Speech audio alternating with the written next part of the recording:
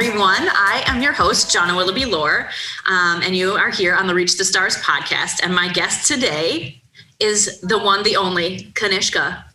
Say hi, everybody. Hi. Kanishka is super, super awesome. Not only is he a very, very young business owner himself, he has been the chief marketing officer for at least 2 other companies at the same time, in addition to going to college, graduating college, being on a board of a nonprofit, 2 nonprofits. One is Grow Buffalo Business, and the other one is called Dinner on the House Charity, I believe is what it's called, where they help provide food to people who need it, and so many other things. Kanishka is really awesome. We're going to have a great conversation today. So I was wondering, can you tell everyone a little bit more about you and where you come from? Well, first of all, thank you for having me here. Well, I moved here to the States. I'm in Buffalo now, but I moved here 6 years ago from Dubai. I'm ethnically Sri Lankan, so my family, they grew up in Sri Lanka. All my extended family lived there, and then moved to Dubai, lived there till I was 16 or 17, and then moved over here for college. And then 6 years later, graduated, found a girl that I liked, and now we live together. So Buffalo's home. That's awesome. I'm wondering if you can tell everyone a little bit more about what it was like in your childhood growing up in Sri Lanka. So I was born in Dubai, and then we moved to Sri Lanka when I was like 6 months old, and then lived there till I was 6 or 7. So I went to kindergarten in Sri Lanka, and then came to I think 1st or 2nd grade in Dubai. So my family comes from like extreme poverty, like from, those mission videos that you watch, like that's probably my village. So it was interesting. I went to a school in the village with all the village kids. I don't remember much of it, but I know that, there wasn't much there, but we didn't know that. I remember it being really fun. From a young age, I had a huge fascination with like nature and wildlife and things like that. So I was like in my element there. So then I moved to Dubai, and it was a crazy shift because I didn't know the language. They speak English there, so I had to learn a new language, and I think that was a little bit of a struggle, and I was a little afraid, I think, at a young age, because my parents, they worked a lot, and my mom tried her best to be there as much as she could, but like it was a new place, and there's this weird culture in Dubai where they're not as accepting of like new people as you'd think. So it was a little rough, but I think I kind of came into it as I grew older and went into school. Like around high school is when I kind of really, I think I found my place in the world, to briefly put it. But no, I enjoyed it a lot. There was a lot of different cultures in my school, in my community in Dubai. My classroom had like 30 kids, and all 30 kids were from a different country. So it was just awesome being exposed to that. And I think I'm more grateful for that now, being in the States, just understanding what I learned from those circumstances. But in the moment, it was just fun. I was just having fun. And then, yeah, that's, I wouldn't say I had a tough upbringing, because my mom was just wonderful. But it was definitely all over the place with a lot of moving. Like I think 4 schools, got kicked out of a few schools. I wasn't the best kid. Yeah. Awesome. I just think it's really interesting to talk to people who come from somewhere that is so different from the United States. And that, at 18, I remember I went away to college, but I went away like 5 states, and like I could take the bus home for Thanksgiving or whatever. And I think it's really brave to say, I'm going to go on to the other side of the world to go to college. And I just think that's really brave and awesome. Yeah, I think What was it like when you first came to the United States? Like, was it like crazy culture shock, or, was it kind of what you expected, or what? that's a hard question. You would expect an answer. Expect me to have an answer for that, but it just kind of it just happened. And I came here. There's a funny story associated with that. I thought I was going to Manhattan.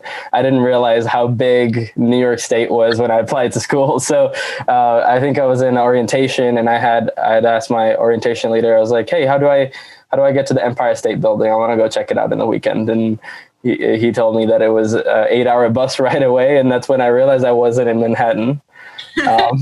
But yeah, I think the first few months was probably a little bit of a culture shock.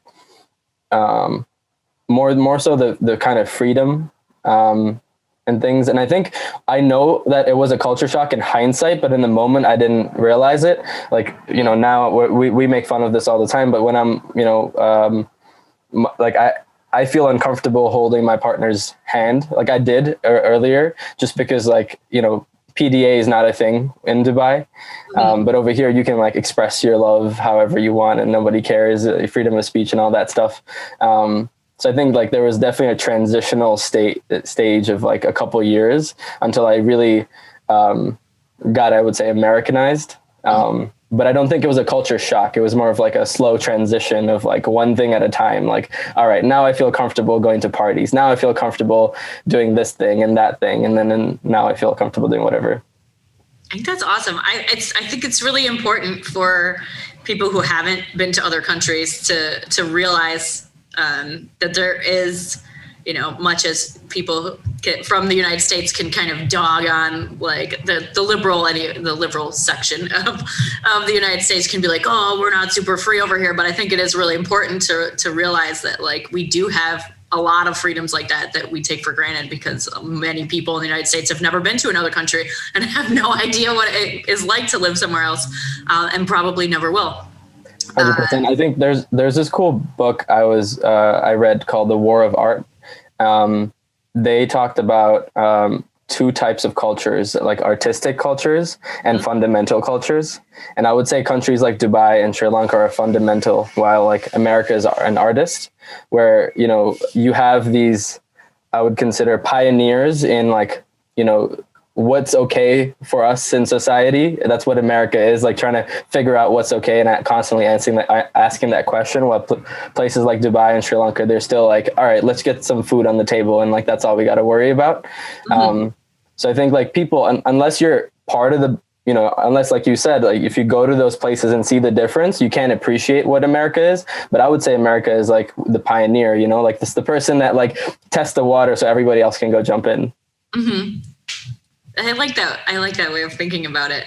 As a lifelong American, we could definitely get kind of jaded and forget about all the ways that we do have it pretty good. I was reading this thing today that just said, if you have a roof over your head that has running water in it, you are more privileged and fortunate than 40% of the earth or some crazy shit. And I think it's good for people to kind of have some of those little humbling checks when sometimes little piddly shit that seems like a huge deal, when you put it in perspective like that, you realize oh, that drama with my coworker or whatever, that is just so low on the totem pole of things that really, really matter in the course of your life. Yeah. And I try to work really hard to be grateful for all the things that I have instead of being spiteful for all the things that I don't have. That's a great way to be. Because it can, that's the one thing is that being American, things wanting material things because there's so much media all around you can kind of be overwhelming. And it's you have to mentally fight against being sort of tricked into needing things you don't really need every day. And when I went to Europe, that was one thing that I really noticed right away is like the difference in the amount of advertising that you're exposed to every day. And that like stores are just not open 24 hours. They're like, you want food in the middle of the night? You should have bought it at the farmer's market during the day. And like, that's just it. And, the whole 24-hour everything culture in the America is really exhausting for me. Yeah, I think it's tough because I think it's great to have perspective. It helps you, I think, be calm and like, not as agitated when things happen. Like you get to see, like you have a broader perspective to use to analyze a situation. But I think in general, like it's hard to define like what's good and what's not, like it's hard to say that, fundamental is good or artist is good, or it's hard to say, is it worth fighting for freedom or not? It's from a perspective of if, somebody here in America that's never traveled and somebody in Sri Lanka that's never traveled, both of those people are going to feel angst about some situation to the even degree. But like for here, it's maybe an employee relation thing. The other person is exhausted from farming, but like whatever it is, it's, I feel like it's just pain, but like just a different type. And it's not, I feel like it's hard to say if one pain is worse than the other, Mm-hmm. Exactly. So we don't run out of time, I want to add in some info about you starting your own company and kind of what your journey was like getting into business and marketing as a really young guy, and where you've gone since you started marketing for your parents' business as a kid in high school. Yeah. So my journey started with my mom's business. It was, struggling in Dubai, and I basically Googled how to run ads on Facebook and did that, and then how to run ads on Google. And so that's kind of where my marketing journey started. It didn't go well initially, but I didn't know that. I thought I was crushing it. But I know now that I could have done a lot better, but it was great because I had that opportunity to test my skills through my mom's business, and I got pretty good at it. Then came to the States. My first adventure into entrepreneurship was I threw a party in my apartment, and somebody said, "Hey, there's a lot of people here. You should charge." I was like, that sounds like I could do that. And I did that. And that kind of led to like a 2-year stint in college of turning house parties into an event company that I founded with like a DJ there. And we ended up hosting, we hosted concerts at the end of it. It started with house parties, but eventually ended up with concerts. But we used a lot of like social media and marketing and things like that to host these concerts, to sell tickets and things like that. So I think like the whole like media landscape kind of stuck with me throughout my journey. And I talk about this when I talk about kind of our team and my company. One of the differentiating factors is our generation. I think we grew up with these algorithms, and we don't see it as a tool. We see it as a language, it's some of these kids that are like 15, 16 that have 1 million followers. Like, how did they have the skill to understand how to leverage this platform to gain that many viewers, right? Like that's a skill, but it's not, they didn't go to school for it, but they have this understanding of the algorithm, like a language. Mm-hmm. But I think that's kind of what I leveraged throughout college. And then by the end of it, I got a really exciting offer to start an internship with a startup in college called Aviate Audio. They're an audio electronics company. So we make wireless effects pedals for guitars and all kinds of other cool like new generation music products. And I'm a guitarist, so it was a good fit. So I started, as an intern in that company, and they're really young at the time, and they were fundraising and doing all this startup stuff, and it was super exciting. And I got more and more involved, and I really liked it. And I think I, helped out with my, with everything I knew about marketing. So then they offered me like a co-founder role in the company and some equity. So that was kind of my first stint, I think it was around the end of junior year, I got involved in that company. And then really got to test what I know at scale. Mm-hmm. So that was really fun. And that's kind of where I think my like adult career started. Mm-hmm. And then while doing that, startups really don't pay. So I had, so I was just having fun. It was great, and I was helping out when I could. But I was about to graduate, and I didn't really have anything lined up for myself, and I was just taking freelance jobs, like doing marketing for people here and there. Because I was involved in the startup community, the ecosystem in Buffalo is pretty big, and everybody knows each other. So, lots of people heard about what I was doing at Avia, and they're like, "Oh, could you help me with this and that?" And then by, I think, early last year, or like mid last year, I had a ton of clients, and it was a decent like freelance gig, and I had my position at Aviate as a CMO, and then at that point I had also joined Jekka Energy Bars as a CMO as well. So I had two like jobs as like a fractional CMO for two companies. Mm-hmm. Two startups. Again, these are, like I said, startups don't pay. So I had my freelance thing going. And then earlier this year, when the pandemic started, I had already, at this point, I had a lot of clients. So I was ready to like launch my company. I just didn't know when. And then earlier this year, I had a lot of work, and like I was doing really well, and the pandemic hit, and a lot of the people needed a lot of help. And I wasn't one of those like corporate companies that like made it really hard for people to work together. So I everybody wanted to work, and I didn't have the bandwidth to do that. So in the year that I was doing all the freelance stuff, I met a lot of cool and talented developers and designers and creatives who are good at different things like social media and graphic design and web development, different types of advertising, SEO, all kinds of stuff. So I basically give everybody a call and say, "Hey, listen, I want to launch this company. Are you down? Like I will keep your plate full with work, but this is what I believe in. This is my vision. Let's work together." And they're all with it. I asked at the time I had, me and my best friend started an e-commerce store on Amazon. And it was just like a side hustle project, but I asked him to join. I had a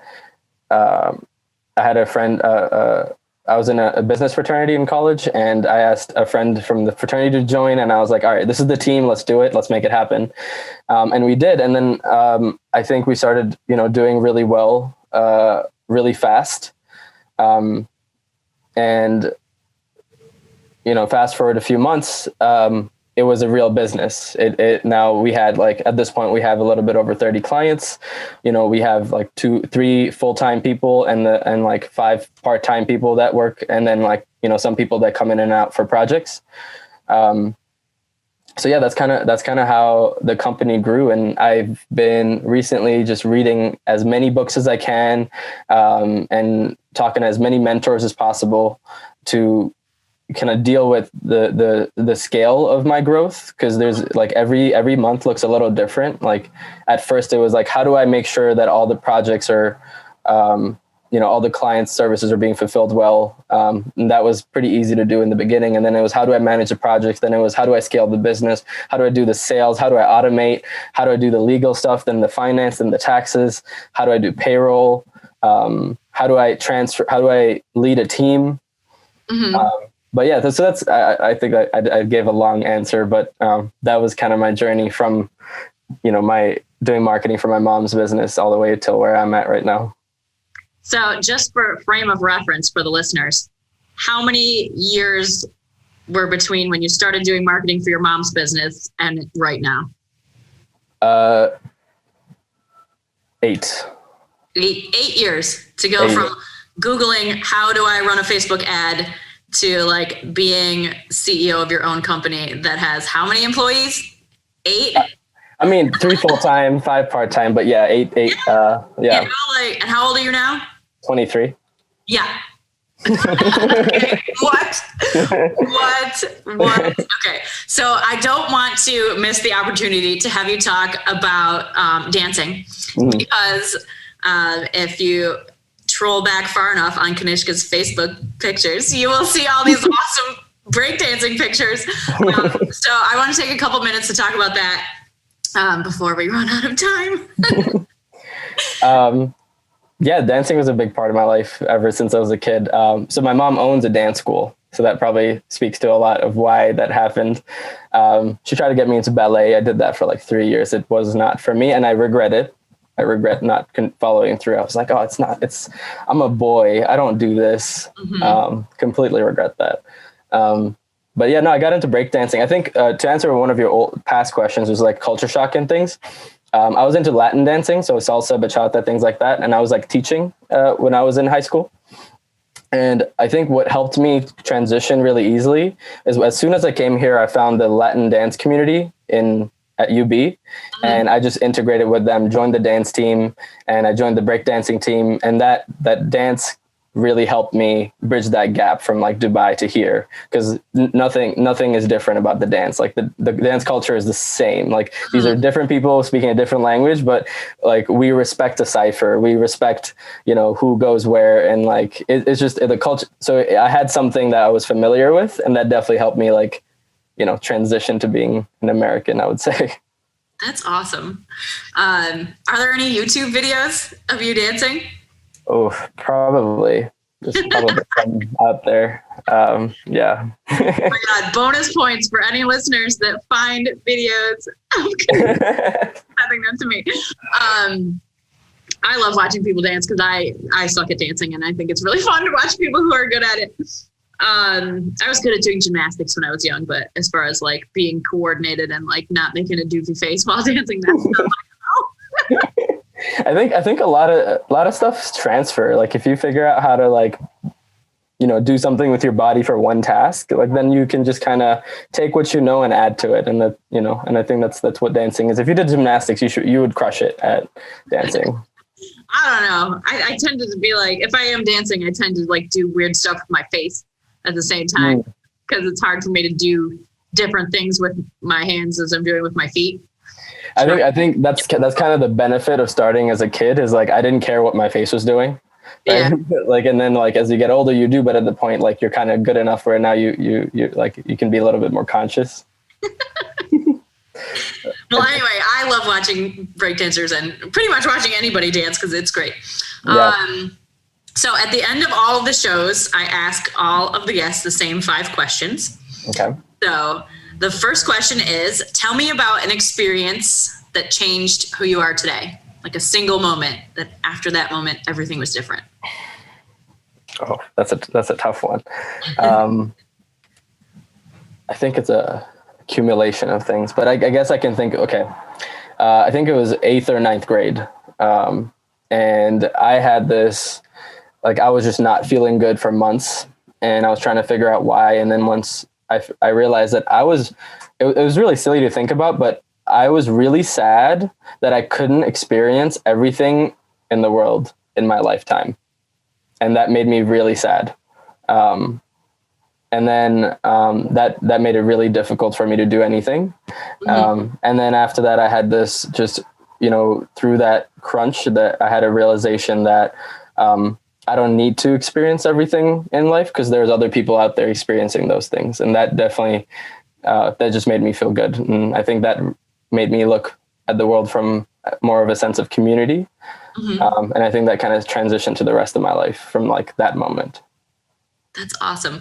I was listening to this podcast, and the people on it were talking about a similar thing about kind of feeling the fear of missing out, like intense fear of missing out about not being able to do everything. But they were talking about it in relation to having reincarnation and many past lives. And it's just like, you don't have to worry too much about doing it all in this life because you've done it all before. And you'll do it all again. And each life you get to do different things, and you continue having lives until you've done all the things you're supposed to do. And I just liked it kind of, your take on it was that like someone else is also doing those things and having those experiences. And I like that kind of mashing the two together. It's like, it could be you or it could be somebody else, but really it's all us, because we are all one, as they say. Yep. Okay. So number 2, when you feel defeated or overcome, what do you tell yourself to keep going? I have it written here. Close your eyes and feel the single point of energy in all areas of your body that is your existence. I love that. You're like, I have it right here on a post-it. I'm running a business. It happens more often than you'd think. So it's like I have to read that like once a week. Business that does not have post-its stuck on their computer screen. Like, what are you doing? Where do you put them? Oh my God, that is so many post-its.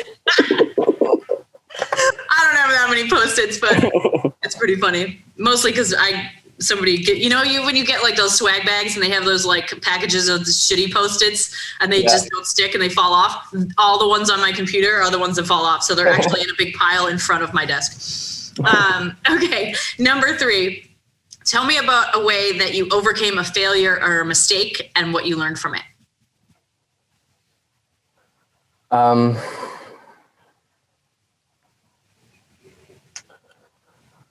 I think reading is a big one. So when you work with a lot of clients, like sometimes it's you can do your best, but sometimes your clients aren't happy. So even if you like, it's just in nature, you're gonna make mistakes. And then when it's with like other people and their business, it becomes really difficult. And then there's like a follow through, and you fix it eventually. Like I'm the kind of person that'll be like, oh, I'm sorry, I messed up. Like I'll do everything in my ability, and like, here, take my life and my soul. Like I will fix this for you. But there's a period of time that you feel really, really bad about yourself. And I think the way I deal with that is by reading something that gives me more of a broader perspective than my little box that I live in here. Yeah, so, like taking the time to learn something new and say, okay, next time, because I know this now, I'm not going to do that. Yeah. Mm-hmm. Yeah, that's awesome. Okay, number 4. What one trait or habit is most responsible for keeping you on track? I think I would say consistency and dedication. Because there's a lot of different traits and habits that I've had. I wake up at 6 a.m. sometimes, and I have good workout regimens, and I have good diets, and like I try all kinds of things, but like I'm consistently trying things. So that consistent effort is probably the habit that keeps me going. Awesome. Okay. And number 5, what is the best piece of advice that you've ever gotten, and what advice would you give to other people? The best piece of advice that I've ever gotten was that you're never too busy. You can always make time. It's just only that it's determined by if you really want to. So I have that in front of me as well. Like you can make time if you want to. And the piece of advice that I would give somebody, honestly, I'm really early in my journey. Like I don't know what I don't know. But based on what I do know, I think just don't get stuck up on your mistakes.